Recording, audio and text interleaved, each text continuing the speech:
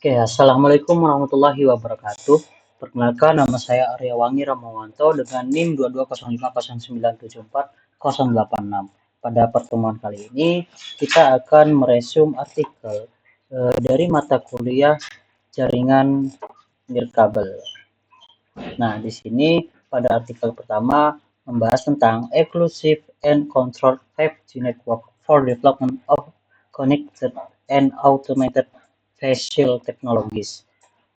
Yang abstraknya berisi tentang eh, sensor dan kamera pada mobil saat ini terbatas pada informasi di lingkungan terdekat dan dalam jangkauan pandang line of sight. Untuk memperluas kemampuan pengumpulan data ini demi meningkatkan efisien dan keselamatan lalu lintas, teknologi Cooperative Intelligent Transportation System atau yang bisa disebut CITS digunakan untuk pertukaran informasi antar kendaraan melalui komunikasi nirkabel. Yang artinya artikel ini menunjukkan bagaimana IDA, sebuah perusahaan, mengatasi realitas ini dengan membangun Connected Visual Hub. Nah, hub ini dilengkapi dengan teknologi komunikasi seluler terbaru dan mematuhi standar ETSI ITS G5. Nah, fasilitas ini memungkinkan pengujian dan evaluasi skenario spesifik yang sulit atau tidak mungkin dilakukan di jalan umum karena lingkungan dan jaringan publik yang terus berubah-ubah. Artikel ini dilatar belakangi oleh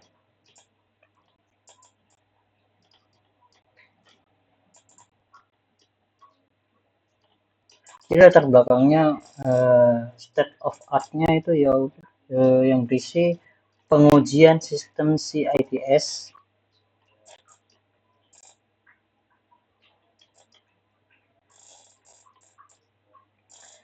Nah, state of art-nya itu pengujian sistem CITS lebih kompleks daripada sistem otomotif tradisional karena melibatkan interaksi dengan sistem lain, yaitu kendaraan, pejalan kaki, dan infrastruktur. Standar baru seperti Cellular Visual to Everything atau bisa kita sebut dengan CV2X akan membuat jaringan seluler menjadi pendukung teknologi utama untuk CITS dan otomatisasi.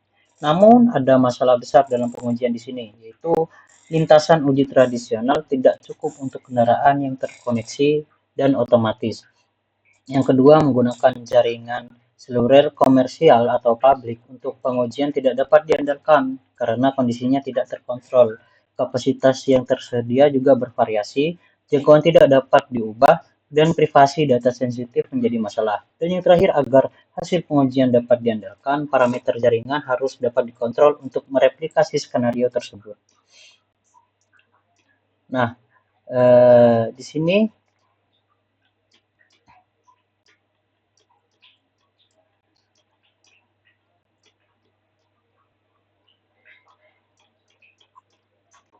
ada connection visual hub. Ada connection visual hub di mana untuk mengatasi masalah ini perusahaan tersebut membangun connected visual hub, yaitu sebuah lingkungan pengujian jaringan nirkabel yang bersifat private dan sepenuhnya dapat dikontrol. Adapun beberapanya yaitu platform CITS platform. Nih, seluruh area pengujian perusahaan dilengkapi dengan teknologi ETSI, ITS, G5, dan Wi-Fi. Nah, pemetakan high definition berukuran HD dengan akurasi 2 cm dan jangkauan di GPS atau RTK. Jaringan CV2X baru juga direncanakan. Lalu ada jaringan seluler eksklusif dan terkontrol. Nah, aset utama hub ini adalah jaringan seluler privat yang mencakup semua teknologi dari 2G, 3G, 4G, dan 5G NSA dengan 5G SA dalam tahap desainnya. Nah, infrastruktur jaringan ini terdiri dari 4 stasiun pangkalan ya, atau base station, jaringan transportasi, transport network berbasis fiber optik untuk latensi minimal, dan jaringan inti yaitu core network-nya yang ditempatkan secara lokal. Kemudian spektrum frekuensi melalui kolaborasi dengan Orange Spanyol, perusahaan IDEDA memiliki izin untuk menggunakan spektrum frekuensi komersial berlisensi untuk semua teknologinya, misal 4G NSA pada 3500 MHz. Nah, selanjutnya ada kemampuan kontrol. Ada kemampuan kontrol. Nah, kemampuan kontrol adalah fitur terpenting di perusahaan tersebut.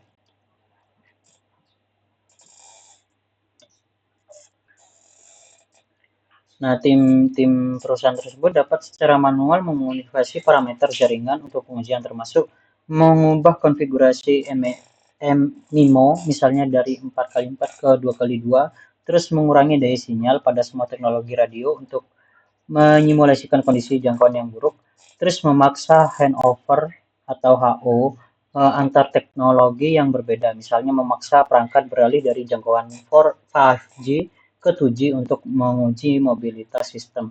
Kemudian di sini ada validasi 4G. Nah, hub ini digunakan sebagai test bed untuk pengujian proyek-proyek Komisi Eropa seperti Target X dan 6G Twin Road. Nah, perusahaan IDED juga akan menambahkan Edge Node untuk menguji layanan edge computing. Nah, kesimpulan dan langkah selanjutnya yaitu adalah Connected Vessel Hub memungkinkan pengembangan dan pengujian solusi kooperatif Connected and Automated Mobility dengan menawarkan pengalaman berkendara yang nyata dalam lingkungan yang terkontrol. Jaringan ini menggunakan peralatan komersial berkualitas tinggi untuk memastikan bahwa hasil pengujian relevan untuk penerapan di jaringan publik. Nah, langkah selanjutnya yang menjadi prioritas utama adalah evolusi jaringan menuju 5G SE standalone yang diharapkan akan membuka aplikasi baru untuk kendaraan terhubung dan otomatisasi penuh. Selain itu, perusahaan tersebut berencana untuk menyebarkan jaringan C-V2X baru dan 5G SA Core baru dalam jangka pendek dan menengah. Nah, kesimpulan total dari ringkasan artikel ini, saya dapat menyimpulkan bahwa artikel ini menerapkan solusi untuk tantangan terbesar dalam menguji mobil otonom dan terhubung dengan ketidakmampuan untuk mengandalkan jaringan seluler publik yang kondisinya selalu berubah-ubah. Nah, perusahaan tersebut membangun Connected Vessel Hub sebagai sebuah lintasan uji privat yang dilengkapi dengan jaringan seluler eksklusif dari 2G sampai 5G yang sepenuhnya dapat kita kendalikan. Nah, para peneliti dapat secara sengaja juga menyimpulkan kondisi jaringan yang buruk seperti sinyal lemah atau kegagalan perpindahan antar menara atau bisa kita sebut dengan handover untuk menguji ketahanan sistem kendaraan dalam skenario terburuk. Nah, hal ini memungkinkan validasi teknologi CITS dan CCAM yang aman, rahasia, dan dapat diulang, sesuatu yang mustahil dilakukan di jalan umum. Langkah selanjutnya bagi mereka adalah mengupgrade jaringan 5G SE yang standalone dan CV2X untuk mendukung teknologi otomotif generasi berikutnya. Mungkin bisa kita lanjut dengan resume dari artikel yang kedua. Nah, di artikel kedua ini berjudul tentang Energy Efficient Multi-Factor Authentication Protocols in Sustainable Security for Wireless Network Using Machine Learning Algorithm, yang diurutkan berdasarkan abstraknya. Kita akan resume, yaitu di abstrak kita mengingatkan keterbatasan sumber daya energi dan sifat siaran dari komunikasi nirkabel. Masalah utama dalam jaringan sensor nirkabel adalah efisiensi energi dan keamanannya. Nah, penelitian ini bertujuan untuk mengusulkan metode baru dalam analisis keamanan dan efisiensi energi jaringan nirkabel menggunakan algoritma machine learning. Nah, analisis keamanan dilakukan juga menggunakan protokol autentikasi timbal balik yaitu mutual authentication. Perjanjian kunci kriptografi yang ringan. Efisiensi energi jaringan dianalisis menggunakan algoritma Deep Gradient Descent Multilayer Marquardt Vector. Hasil eksperimen ini juga menunjukkan bahwa protokol baru ini lebih efisien dengan capaian throughput-nya 97%, PDR 93%, efisiensi energi 96%, latensinya 95%, dan NN delay-nya 94%. Nah, penelitian ini dilatar belakangi oleh jaringan sensor nirkabel WSN adalah sekelompok sensor node yang digunakan untuk pemantauan, pelacakan, dan pengawasan.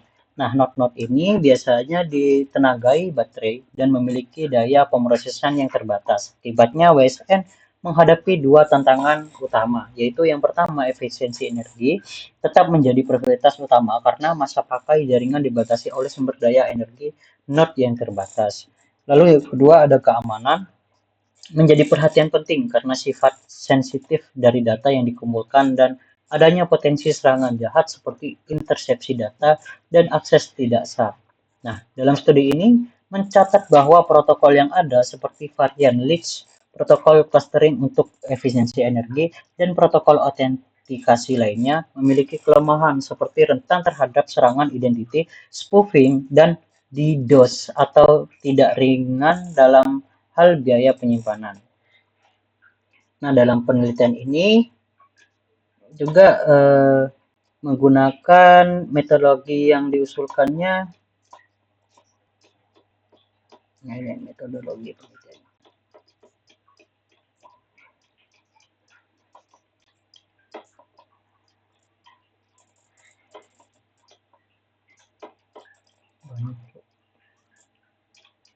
Jadi dalam metodologi penelitiannya ini mengusulkan kerangka kerja yang menggabungkan dua metode baru untuk mengatasi masalah keamanan dan efisiensi energi.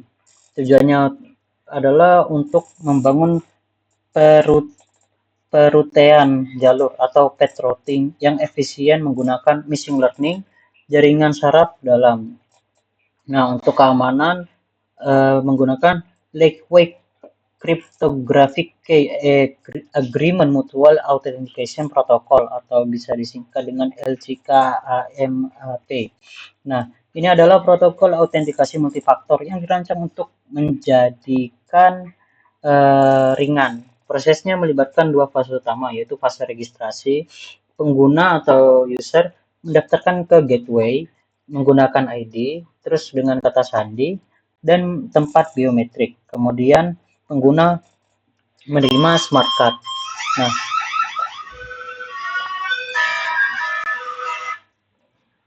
yang kedua ada fase autentikasi. Nah, sebuah proses multilangkah terdiri dari 5 langkah di mana pengguna gateway, node, dan sensor node saling mengautentikasi. Proses ini menggunakan timestamp, angka acak, random, dan enkripsi untuk secara aman membuat kunci sesi bersama untuk komunikasi di masa depan nanti.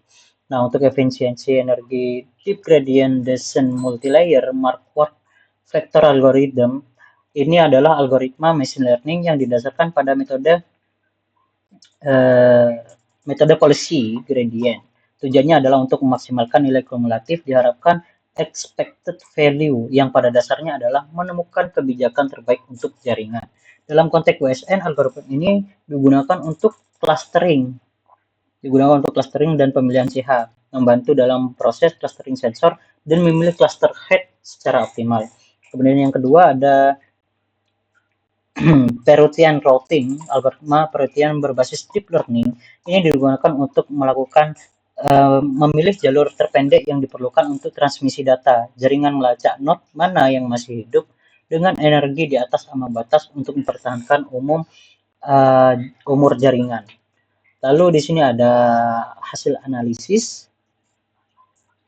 Hasil analisisnya yaitu analisis disimulasikan dilakukan menggunakan NS2 dan Toolbox WK. Analisis keamanannya yaitu protokol LCK-AMAP yang diusulkan dibandingkan dengan metode yang ada yaitu LEMAP dan AK. menggunakan 3 dataset keamanan, yaitu AWIT2, by IoT, dan bot IoT. Pada semua metrik di ketiga dataset, LCKAMAP mengungguli metode lainnya. Nah, pada bot IoT dataset, hasil terbaiknya LCKAMAP mencapai 97% detection accuracy dibandingkan 82% dari LEMAP dan 89% dari AK. Nah, 93% PDR dibandingkan 84% LEMAP dan 87% AKA, dan 96% efisiensi energi dibandingkan 80% LEMAP dan 85% AKA. Ya, dan hasil tertinggi untuk latensi yaitu datanya 95% dan N delay-nya 94%. Juga dicapai pada dataset BOT IoT dan NBA IoT. Analisis efisiensi energi atau bisa kita singkat dengan DMLMVA. Algoritma DMLMVA diuji untuk menemukan konfigurasi optimalnya. Ditemukan bahwa 5 lapisan tersembunyi L5 memberikan kinerja terbaik karena L1 berkinerja buruk dan L7 menunjukkan konvergasi yang lebih lambat atau overfitting. Nah, ukuran mini batch 5000 dipilih sebagai pertukaran yang baik antar kinerja dan kompleksitas pelatihan. Kemudian umur jaringan, grafik alive node versus dengan number of rounds pada gambar 9 ini menunjukkan bahwa metode DGMLMVA yang diusulkan mampu mempertahankan jumlah node yang hidup lebih lama dibandingkan lebih banyak putaran dibandingkan dengan metode tradisional seperti Leach, DNN, dan SVM. Nah, ini membuktikan juga bahwa implementasi deep learning meningkatkan umur jaringannya. Nah, kesimpulan dari artikel di sini yaitu penelitian ini berhasil menyajikan pendekatan baru untuk analisis keamanan dan efisiensi energi di jaringan nirkabel menggunakan mesin learning, protokol LCKAMAP untuk keamanan, dan algoritma DGDM LMVA untuk efisiensi energi. Itu diusulkan. Nah, protokol yang dikembangkan terbukti lebih aman dan kuat serta mengungguli desain dari dasar pada setiap metrik evaluasi. Algoritma Perutean berbasis DL berhasil memilih jalur terpendek untuk transmisi data, menegaskan bahwa efisiensi energi sebagai metrik yang sangat penting dapat dikelola secara efektif. Nah, dari hasil artikel ini, saya dapat menyimpulkan bahwa artikel ini secara efektif mengatasi dua masalah paling mendesak di jaringan sensual nirkabel WSN, yaitu keamanan yang rentan dan konsumsi energi yang sangat tinggi. Peneliti juga mengusulkan solusi dua cabang berbasis machine learning, yaitu untuk keamanannya pakai LCK-MPA, MAP, sebuah protokol identifikasi ringan yang menggunakan smart card dan biometrik. Lalu kedua, dengan efisiensi energinya mereka menggunakan DMLMVA, yaitu sebuah algoritma deep learning untuk mengoptimalisasi perutian pada data dan pemilihan cluster head. Nah, hasilnya sangat positif. LCKMP MAP terbukti secara signifikan lebih baik daripada protokol keamanan yang ada, seperti LEMAP dan AK.